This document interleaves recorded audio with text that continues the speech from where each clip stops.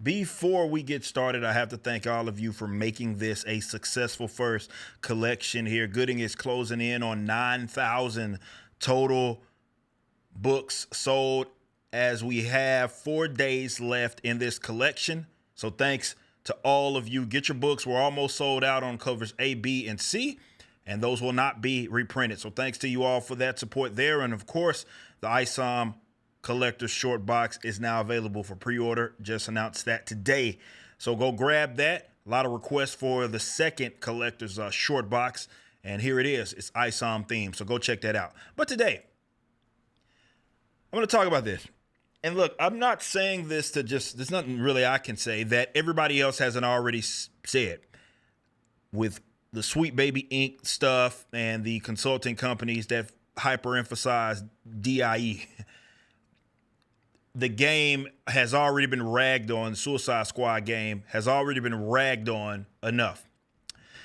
Let's talk just general fandom, general comic book stuff, and even a little bit of economics sprinkled in. So the Miss Freeze, it was a leak, and I remember that a lot of people didn't know if that was going to be real, if it was true, and turns out that Miss Freeze, butch-looking chick, is a thing. It's real. Now, I'm showing you right here this Pride outfit, which I believe all of them have Pride outfits, all of the characters that you can have in the Suicide Squad. So that's not necessarily anything new.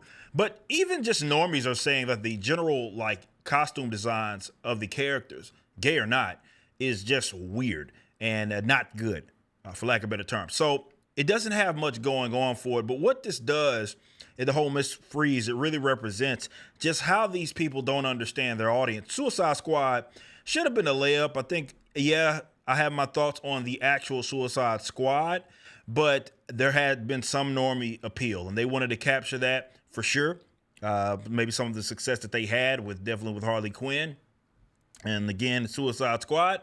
So they make this game. It's supposed to be piggybacking off of some of the stuff that they did with Arkham and everything. And the overall game design, I know it's divisive for sure as far as the concept. I don't think the concept of it is necessarily bad, and it probably shouldn't have been as much of a looter. But this kind of cooperative experience in setting the DC universe, that should have been a layup. That should have worked. They went out of their way to screw it up altogether. And yeah, we know again what they focused on.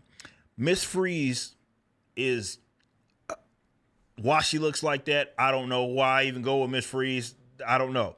That's the direction they wanted to go, and that's the direction that they clearly went. And there's clearly a disconnect between the audience that generally would be the target audience. So you can't even get mad at me if you want to try to pull that whole card of, well, you just don't like it, or it's not even about that, because the people that supposedly it's aimed at don't like it either.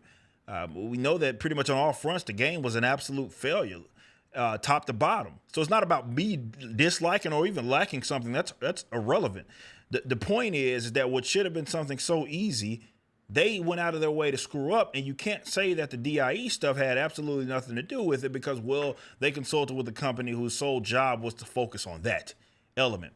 Now, how much they were involved in the just overall game is probably going to be up for dispute, but they were involved, and you see their involvement, and you see kind of what the outcome is when you prioritize everything but just making something for target audiences, or for a target audience. Excuse me. These people are always trying to target an audience that doesn't exist. Maybe perpetually online weirdos and stan accounts, perhaps, but they're not large enough in numbers to actually move the needle at all, to actually sustain a game, especially one like this, where having that sustained, if you're going to make something that tries to do the live service thing, you especially have to keep your audience engaged and interesting. So especially with this one, you can get away with just doing the one-off stuff with a more single player oriented stuff, even if it's a shorter game. But especially with your core game design, enthusiasm has to be there, and just general intrigue has to be there. So especially you should be understanding who your target demographic is, understanding who that audience is, targeting the living crap out of it. And you did the complete opposite, and that's what you got. And this design here only further adds to this. And it's a lesson. Doesn't matter if you're a big company or a small company. You cannot ignore demographics, and you're going to lose every time when you think that you're smarter than the audience, especially if you put activism above all else. It's just stupid.